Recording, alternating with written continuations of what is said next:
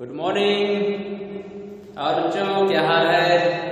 ठंड काफी बढ़ चुकी है और आप अपने घर पे हैं, तो मैं तो यही उम्मीद करूंगा कि घर पे होंगे, सेफ होंगे, सुरक्षित होंगे और अपनी ऑनलाइन क्लास जारी रखेंगे।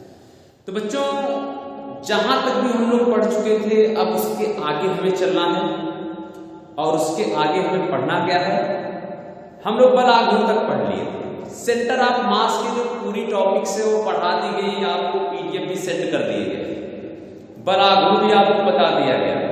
अब हम उसके आगे बढ़ते हैं कोणीय त्वरण कि कोणीय त्वरण होता क्या। बच्चों कोणीय त्वरण में पढ़ना है एंगुलर एक्सीलरेशन, कोणीय त्वरण इसे कहते हैं एंगुलर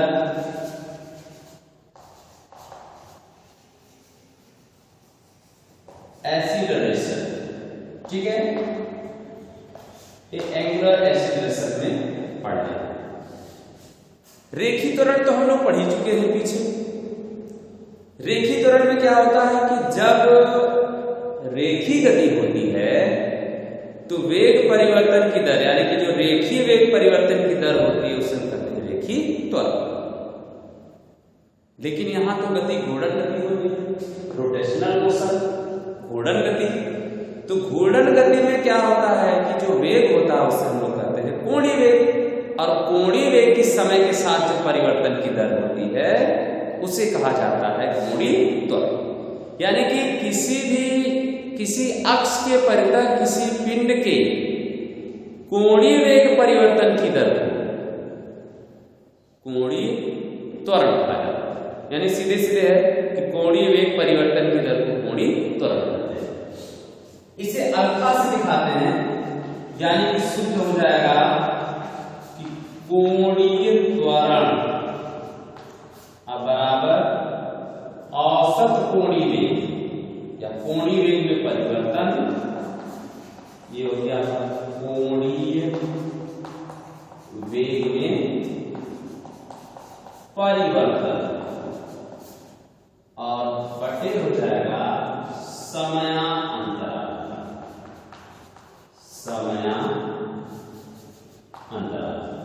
तो एक औसत कोणीय वेग आपका हो जाएगा डेल्टा ओमेगा और अपान डेल्टा टी। इसे औसत कोणीय त्वरण कहा जाता है।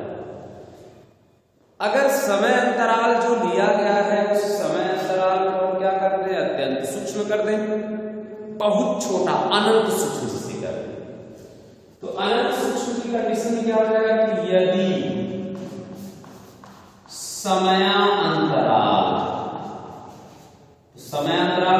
यानी कौन है, डेल्टा टी टेंड्स टू क्या हो, 0 हो, तो अगर जो समयांतराल है डेल्टा टी टेंड्स टू 0 हो तो तात्कालिक त्वरण हो गया, तात्कालिक कोणीय त्वरण हो गया अल्फा। ये क्या हो जाएगा, limit delta T tends to 0 और डेल्टा ओमेगा बटे डेल्टा टी। ये किसमें बदलेगा, ये बदलेगा alpha equal to D omega बटे D. Alpha equal to D omega बटे डी। ये क्या है, ये हो गया आपका तात्कालिक कोणीय त्वरण। ठीक है, अब इसके बाद कोणीय वेग, रेखीय वेग, ये सब तो संबंध हम लोग पढ़ चुके हैं और आज हम लोग पढ़ेंगे कोणीय त्वरण और रेखीय त्वरण में क्या संबंध होता है। कोणीय त्वरण और रेखीय त्वरण में क्या संबंध। पहले तो थोड़ा सा रेखीय त्वरण के बारे में जान लें, थोड़ा सा तो रेखीय त्वरण के बारे में थोड़ा सा जान लेंगे तो पुरानी बात से आप याद आ जाएगी, फिर से आप इसको हल कर पाएंगे। तो कोणीय त्वरण तो हमने पढ़ लिया। हम लोग की अगली टॉपिक है कि कोणीय त्वरण तथा रेखीय त्वरण में संबंध।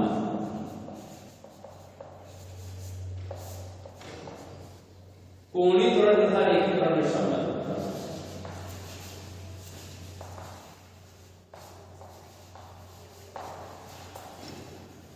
Relation between angular acceleration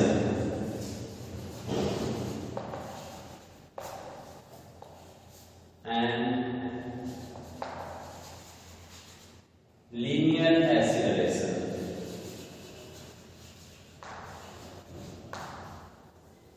relation between angular acceleration and linear acceleration.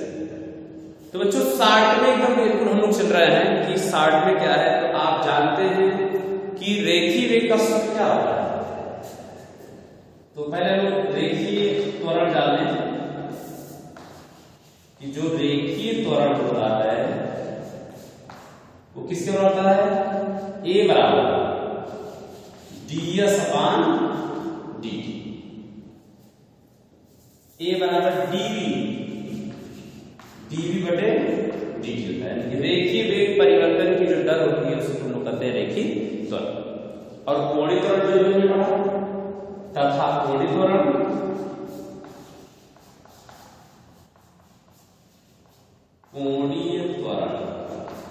कोणीय त्वरण को अल्फा से दिखाते हैं और ये होता है d ओमेगा बटे dt।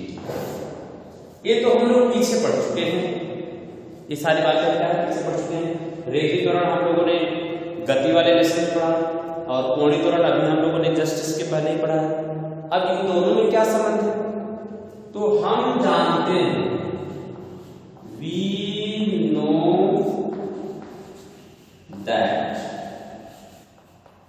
we know that क्या जानते हैं आप लोग। हम जानते हैं कि रेखीय वेग v बराबर क्या होता है r बराबर। हम जानते हैं रेखीय वेग और जो कोणीय वेग में संबंध का सूत्र होता है वह होता है v = r ओमेगा। तब v = जब r ओमेगा होगा तो हम इसमें परिवर्तन निकाल सकते हैं या डेल्टा v = r और डेल्टा ओमेगा। अब डेल्टा t से भाग करवा दीजिए कि डेल्टा t से भाग देने पर तो डेल्टा t से भाग देंगे तो हमें मिलेगा कि डेल्टा v बटे डेल्टा t बराबर r डेल्टा ओमेगा अपान डेल्टा t। अब समय अंतराल जो डेल्टा t है वो अगर हम ले लेंगे अत्यंत सूक्ष्म बहुत छोटा अनंत, तब क्या होगा कि यदि समयांतराल डेल्टा t क्या हो अत्यंत सूक्ष्म अर्थात डेल्टा t टेंड्स टू 0 हो तो क्या करेंगे लिमिट ले लेंगे। जब इसकी लिमिट ली जाएगी तो हो गया आपका limit delta t tends to 0 और ये हो गया डेल्टा v बटे डेल्टा t बराबर r को लिमिट से बाहर करके क्योंकि इसमें कोई परिवर्तन नहीं होने वाला है। त्रिज्या है इसकी वृत्ति पद्धति या घूर्णन की लिमिट और यह d डेल्टा ओमेगा और अपान डेल्टा t। ये बनेगा dv बटे dt। अगर आप r ये बनेगा d ओमेगा बटे dt। अब देखिए अभी हम लोगों ने पढ़ा है यहाँ कि जो रेखीय त्वरण है a बराबर क्या है dv बटे dt। इसका मतलब है कि dv बटे dt के स्थान पर a रखा जाएगा। और जो कोणीय त्वरण है अल्फा बराबर तो क्या है d ओमेगा बटे dt। इसका मतलब इसके स्थान पर क्या रखा जाएगा d ओमेगा बटे dt रख दीजिए। तो जब रखेंगे तो ये हो जाएगा a बराबर r और यहाँ हो गया अल्फा। ठीक है, तो ये रेखीय त्वरण और कोणीय त्वरण का के संबंध का सूत्र हो गया कि a बराबर r ओमेगा r अल्फा। ठीक है, तो बच्चों आप इसको अच्छी तरह से अपनी कॉपी पे नोट कर लेंगे। ठीक है, अब हम लोग आगे चलते हैं। हम लोग आगे घूर्णन गति के समीकरणों के बारे में जानेंगे कि घूर्णन गति के समीकरण क्या होते हैं।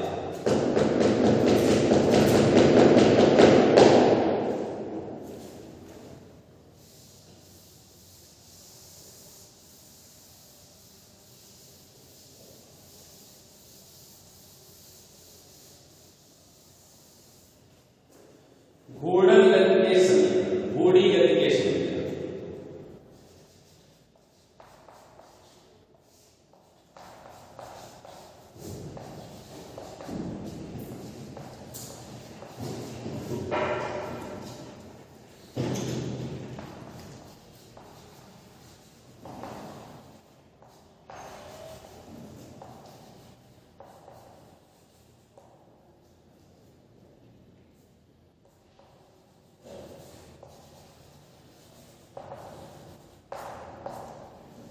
इक्वेशन ऑफ रोटेटरी मोशन, घूर्णी गति के समीकरण। अगर घूर्णन गति लिखते तो रोटेशन, रोटेटरी मोशन या रोटेशन मोशन।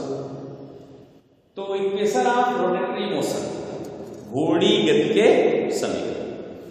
तो कुछ चेंजेस रेखीय गति और कोणीय गति में, गतियों में हम क्या कर सकते हैं, कुछ चेंजेस करके हम क्या कर सकते हैं, इनके समीकरण को निकाल सकते हैं। तो ये हम लोग चेंजेस देख ले पहले। ये रेखीय गति के लिए हो गया, रेखीय गति, और इधर क्या हो गया, ये घूर्णी गति के लिए हो गया। और सबसे पहला हमारा होगा विस्थापन। विस्थापन रेखीय गति में यस से दिखाते हैं, तो घूर्णी गति में थीटा से दिखाते हैं। प्रारंभिक वेग यू होता है और यहां पर ओमेगा नॉट। ये अंतिम वेग हो गया, अंतिम वेग v से, ये हो जाएगा आपका केवल ओमेगा। त्वरण को हम लोग दिखाते हैं रेखीय गति में ए से, और यहां दिखाते हैं अल्फा। यही सब चेंजेस हैं। अगर ये 4 चेंजेस आप कर देते हैं तो हम लोग घूर्णी गति के समीकरण लिख सकते हैं। तो रेखीय गति के समीकरण क्या होंगे? रेखीय गति के समीकरण, रेखीय गति के समीकरण, रेखीय गति के समीकरण जो पहला होता है वह v बराबर u प्लस 80, ये पहला समीकरण है, v बराबर u प्लस 80। दूसरा s बराबर ut प्लस 1/2 at का स्क्वायर। तीसरा v स्क्वायर बराबर u स्क्वायर प्लस 2as। ये 3 समीकरण हो गए, यानी कि जो रेखीय गति के 3 समीकरण हैं वह इस प्रकार से दिए जाएंगे। अब इसी के आधार पर घूर्णी गति के समीकरण क्या हो जाएंगे? इसी प्रकार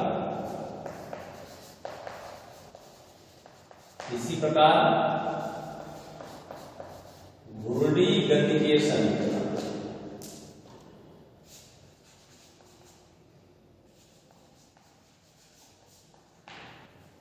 तो घूर्णी गति के समीकरण, पहला समीकरण क्या हो जाएगा? जैसे ये दिया गया ठीक उसी प्रकार से ये चेंजेस करके, तो पहला समीकरण मिलेगा हमें ओमेगा बराबर ओमेगा 0 प्लस अल्फा टी। दूसरा समीकरण थीटा बराबर ओमेगा 0 टी प्लस 1/2 और अल्फा टी का स्क्वायर। तीसरा ओमेगा स्क्वायर बराबर omega 0 square plus 2 alpha theta. Omega equal to omega 0 plus alpha T, और दूसरा है थीटा बराबर omega 0 T plus 1/2 alpha square, alpha T square, और तीसरा ओमेगा स्क्वायर बराबर omega 0 square plus 2 alpha theta. एक 3 घूर्णी गति के समीकरण जो रेखीय गति के समीकरण थे उसी प्रकार से 3 घूर्णी गति के समीकरण भी दिए जाते हैं। अब इसके बाद है कोणीय संवेग। कि कोणीय संवेग क्या होता है? संवेग से पहले हम जड़त्व आघूर्ण पढ़ने तो ज्यादा बेटर होगा, क्योंकि ये भी एक टॉपिक छूटी हुई है। पहले हम लोग जड़त्व आघूर्ण पढ़ लेते हैं। जड़त्व आघूर्ण,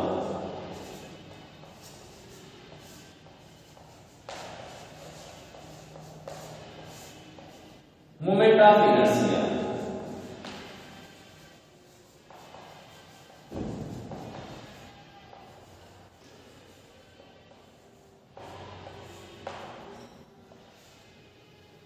तो जो मोमेंट ऑफ इनर्शिया का मतलब है कि यदि घूर्णन कोई कण है,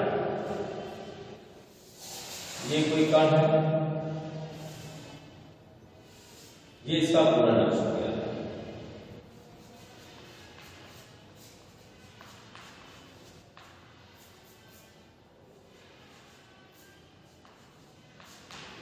ये घूर्णन अक्ष हो गया। यहां पर एक m1 द्रव्यमान का कण है और ये दूरी क्या है, r1। यहाँ m2 द्रव्यमान का कण है, दूरी क्या है, r2। यहाँ m3 द्रव्यमान का कण है, दूरी क्या है, r3। यहाँ पर mn द्रव्यमान का कण है, दूरी क्या है, rn। ऐसे ढेर सारे कणों से मिलकर बना हुआ।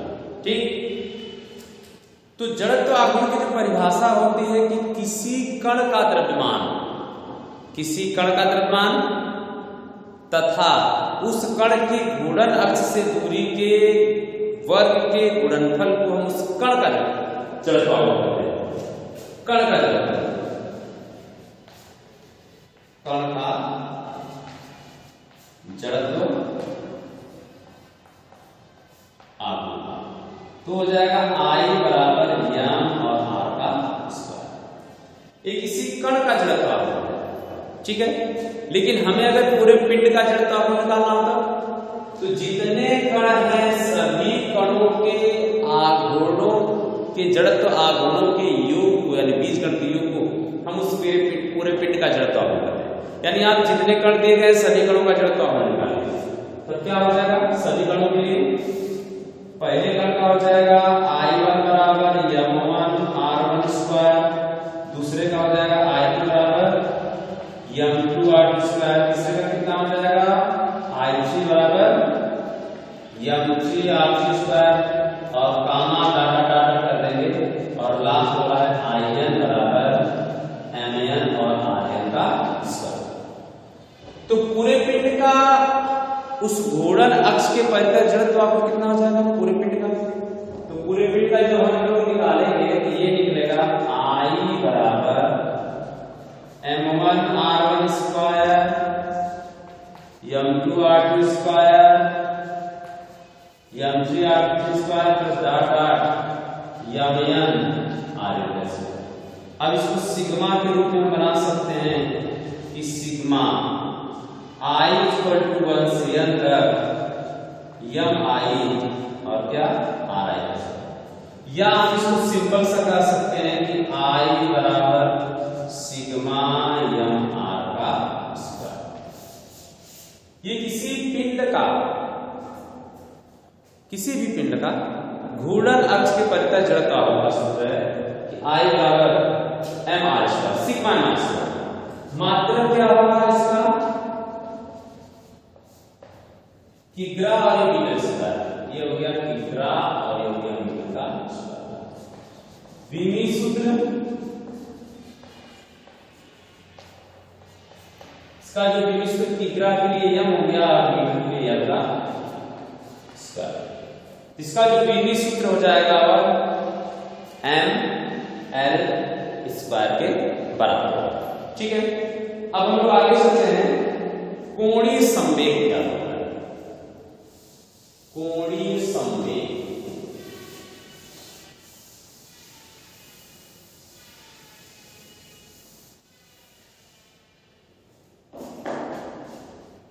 बच्चों कोणीय संवेग एंगुलर मोमेंटम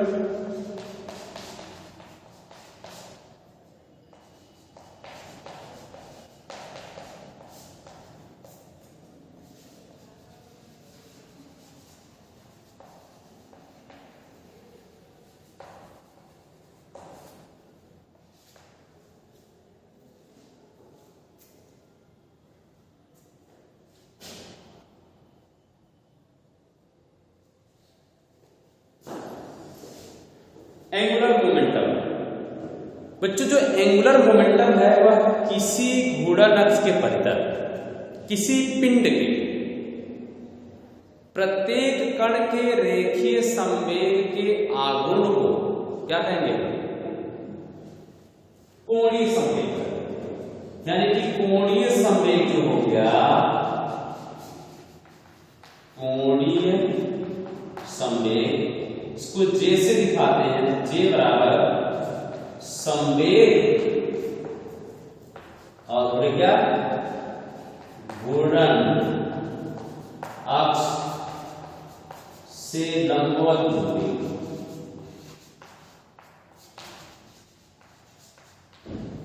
या जे बराबर क्या मिलेगा?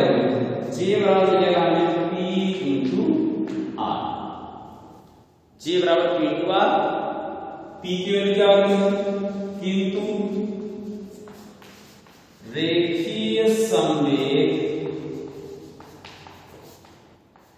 P बराबर होता है mv।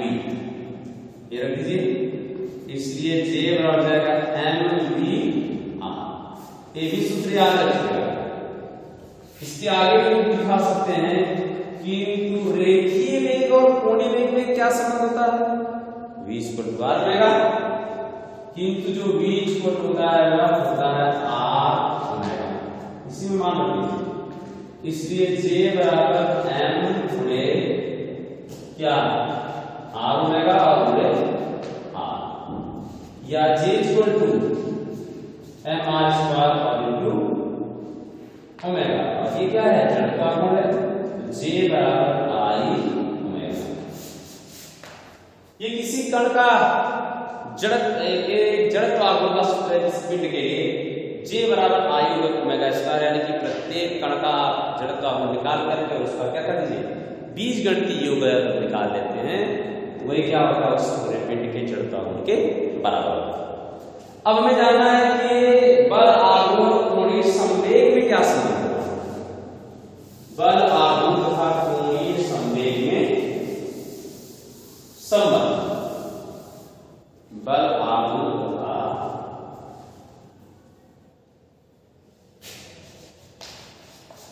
बल आघूर्ण तथा कोणीय संवेग में संबंध। तो बल आघूर्ण तथा कोणीय संवेग में संबंध तो हम जानते हैं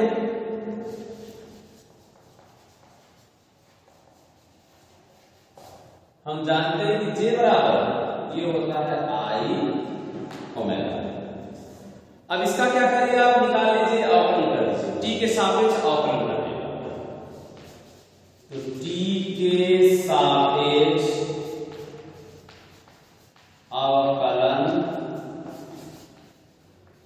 करने पर जब T के सापेक्ष अवकलन करेंगे तो हो जाएगा dJ बटे dt बराबर I और d ओमेगा बटे dt।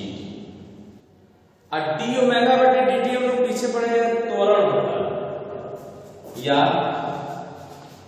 dJ बटे dt छोड़ क्या हो जाएगा? I और अल्फा। dJ बटे dt छोड़ I अल्फा, किंतु I अल्फा जो होता है वो तो टाउ होता है, किंतु टाउ बराबर क्या? I alpha. इसलिए dJ बटे dt इक्वल टू टाउ। ये जो सूत्र है ना, ये न्यूटन के द्वितीय नियमानुसार dP बटे dt इक्वल टू F के जैसा है। ये जो सूत्र है ये ठीक न्यूटन के द्वितीय नियमानुसार जो है संवेग परिवर्तन की दर को बायबल करते हैं, उसी प्रकार घूर्णन गति में कोणीय संवेग परिवर्तन की जो दर होती है वह बाह्य आघूर्ण के बराबर होती है। कोणीय संवेग परिवर्तन की जो दर होती है वह बाह्य बल आघूर्ण के बराबर होती है। तो बच्चों आप अपने PDF को लिख करके अपनी कॉपी कंप्लीट कर लीजिएगा। जो वीडियो है इसको आप देख करके, पूरी वीडियो देख करके आप इसको कॉन्सेप्ट को बिल्कुल समझ लीजिएगा। फिर जो नहीं समझ में आता आप जरूर बताइएगा। Thank you.